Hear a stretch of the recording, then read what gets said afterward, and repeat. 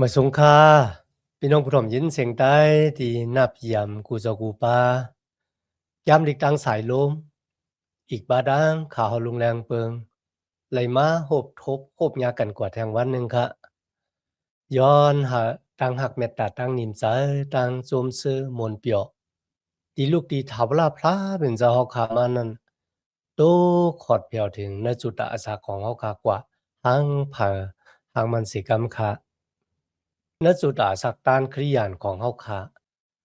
เมื่อเต็บตัดสินจะหาว่าจุยสูมาเป็นเจ้าเกศยอดในพระเป็นเจ้าเฮาใจวิญญาณที่อยู่ในเฮาที่ตายแต่จะอาดามาในขึ้นเกิดใหม่ขึ้นกันเนาะและวิญญาณมดจังพระเป็นเจ้าก็มาอยู่ในอาศักของเฮาโกนก็เหลียวมีสภาวะสองมิวอยู่ในอาศักเขาค่ะ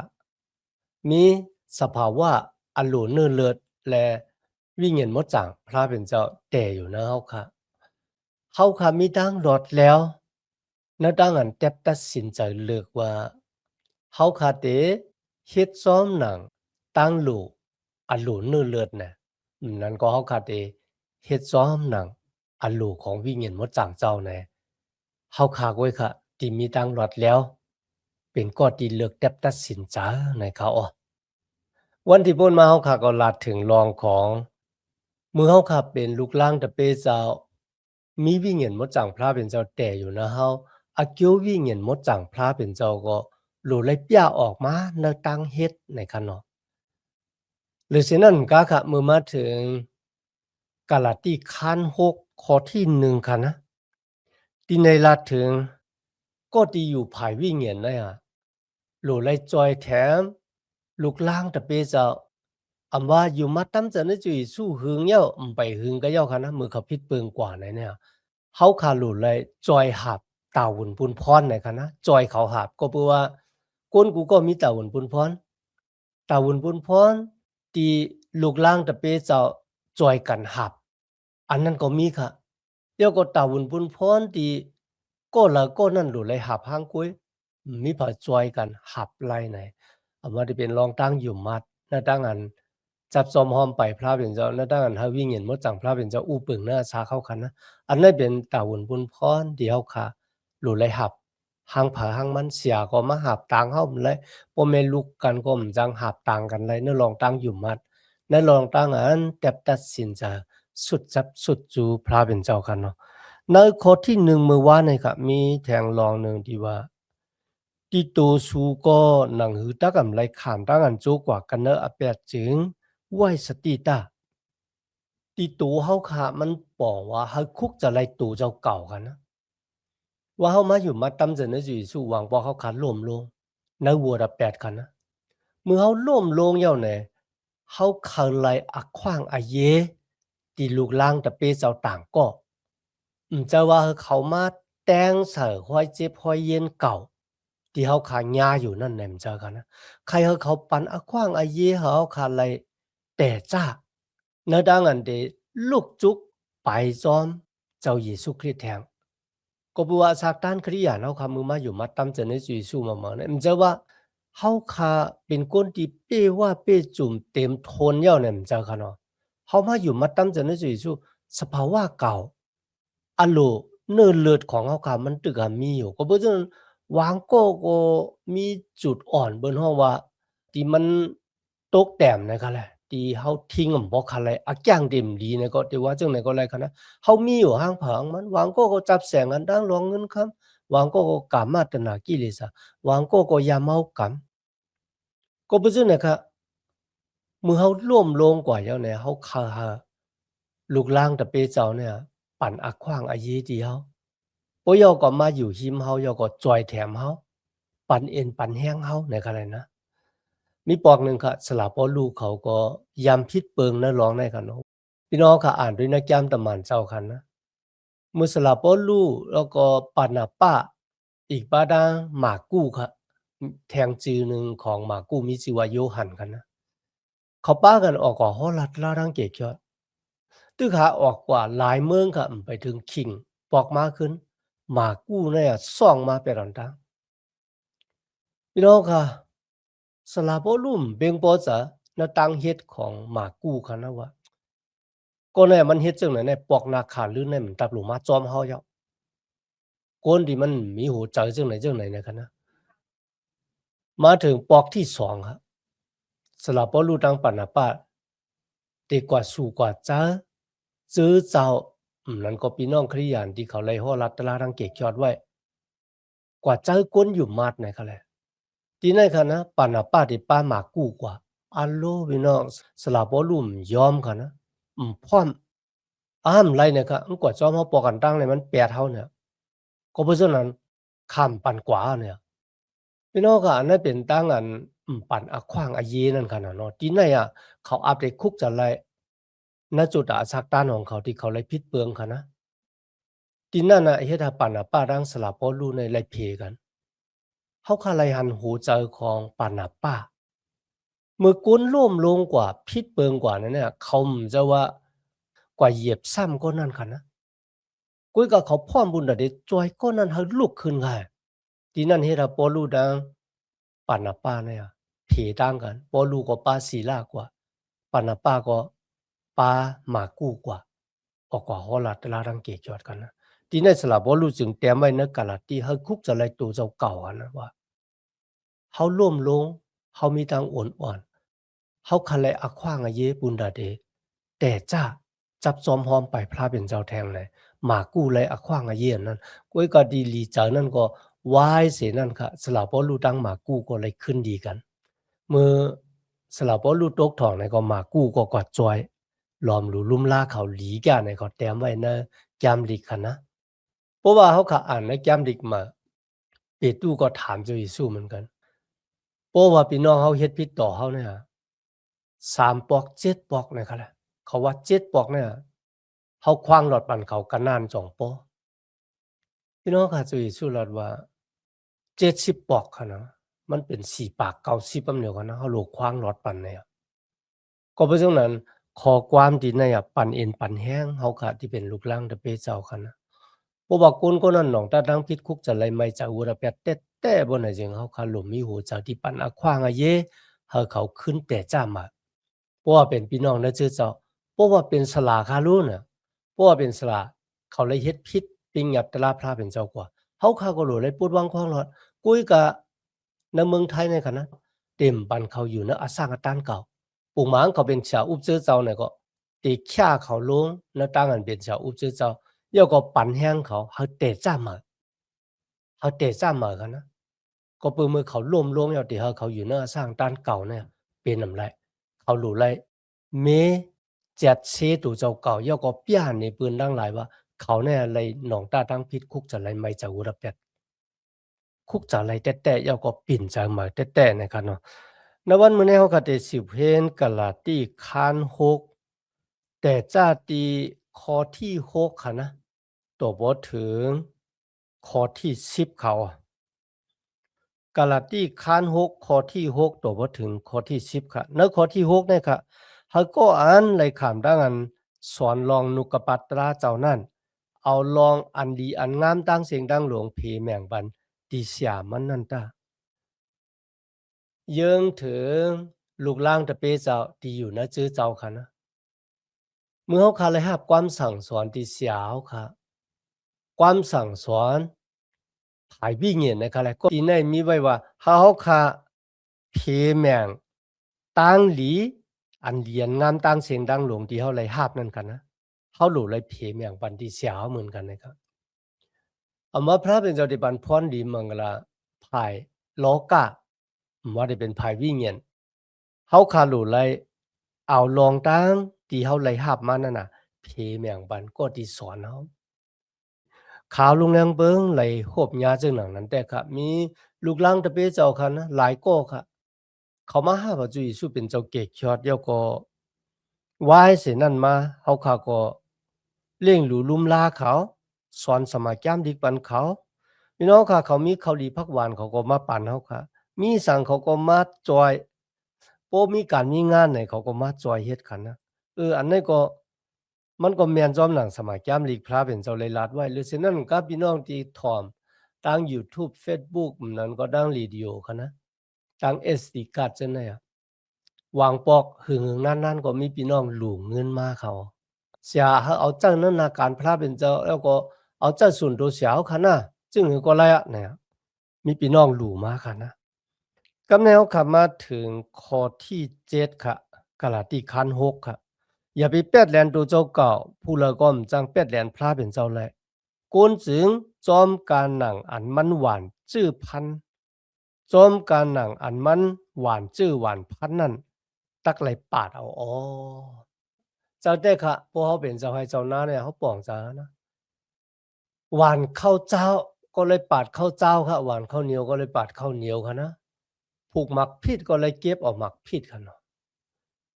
ที่ในลาดว่าเพราะว่าเขาหวานวัวระแปดเฮ็ดวัวระแปดเนี่ยเขาก็ติเลยหับขามเอาวัวระแปดนั่นนะสมัยแก้มลิกมัดแทะคัน13ค่ะนะอันนี้ลาดถึงตั้งอันหวานเมื่อเขาอ่านในสมัยแก้มลิกเก่าเนี่ยเขาได้หันปุ่งหางในปีศาจลิกจะปุ่งหางอยากกุบนะคะแหละ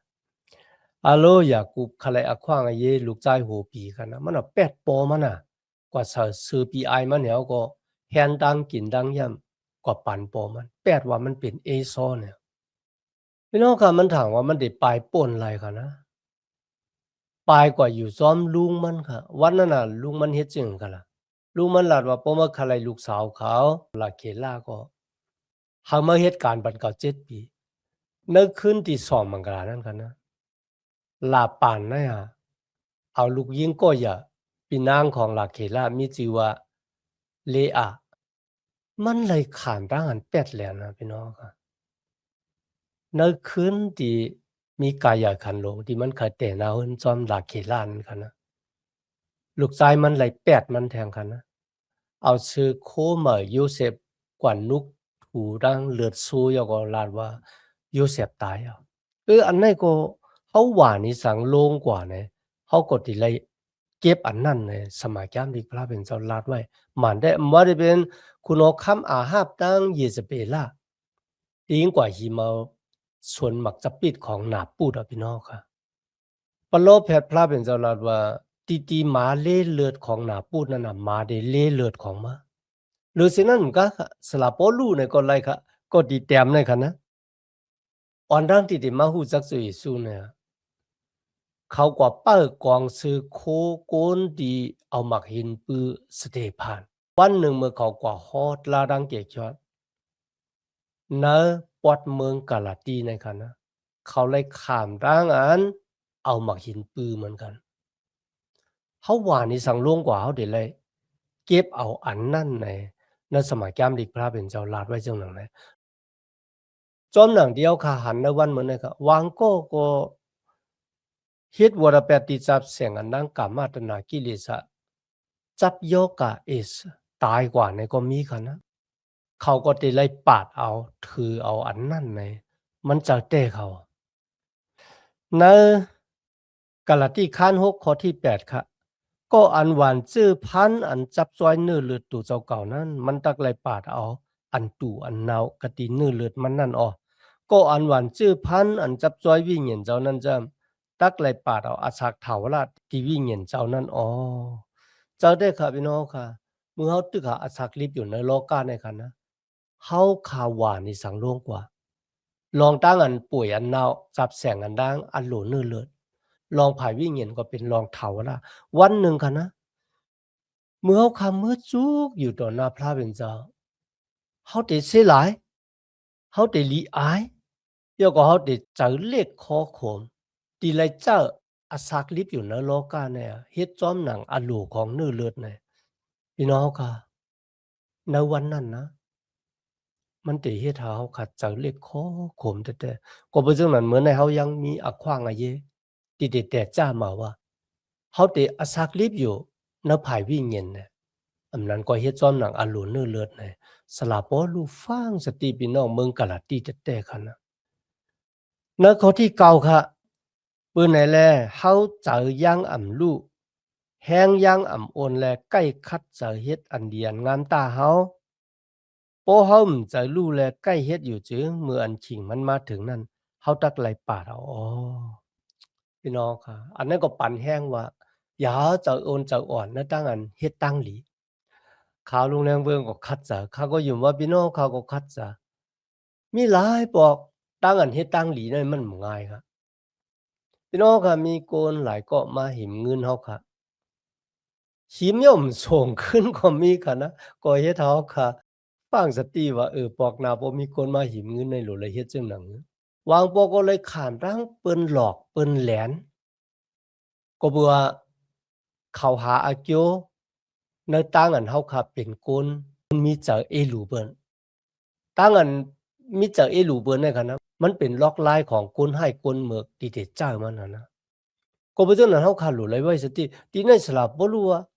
อย่าให้เฮาเจอเลขแฮงโอนในดังอันเหตุการณ์ดีเฮาเลยขำดังอันเปิ้นหลอกเปิ้นเก่าย้ออะปอเฮ็มเฮ็ดเอาเฮ็ดเนี่ยจ่องเจอเนี่ยเจอครับว่าหลุดเลยสืบเฮ็ดกว่ากุ้ยก็ล็อกลายมันหลุดเลยไว้สติฟังสตินำเด้อเก่านั้นขนาดนั้นก็บ่ซังครับบ่น่ะจังเฮาขาดหลุดคุกจะเลยเจ้าเยซูคริสต์พี่น้องครับเจ้าเยซูคริสต์กว่าฮอลัดตะลาดังเกกจ้อเยซูคริสต์ยาบันโกนในวันกำศีล ผู้อ่อนหูภายศาสนากนมิวจูต่างอเปียจุยสู้ว่าเป็นกนเฮ็ดผิดปิงหยับตะลาจุยสู้เฮ็ดตั้งดีคะนะจุยสู้เฮ็ด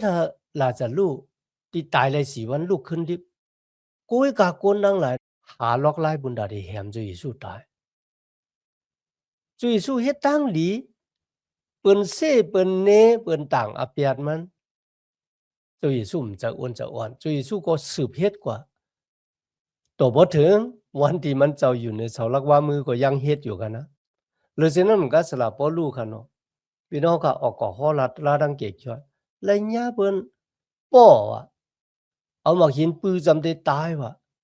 เลยขามตีมัดตียอบกว่าตกทองว่ะ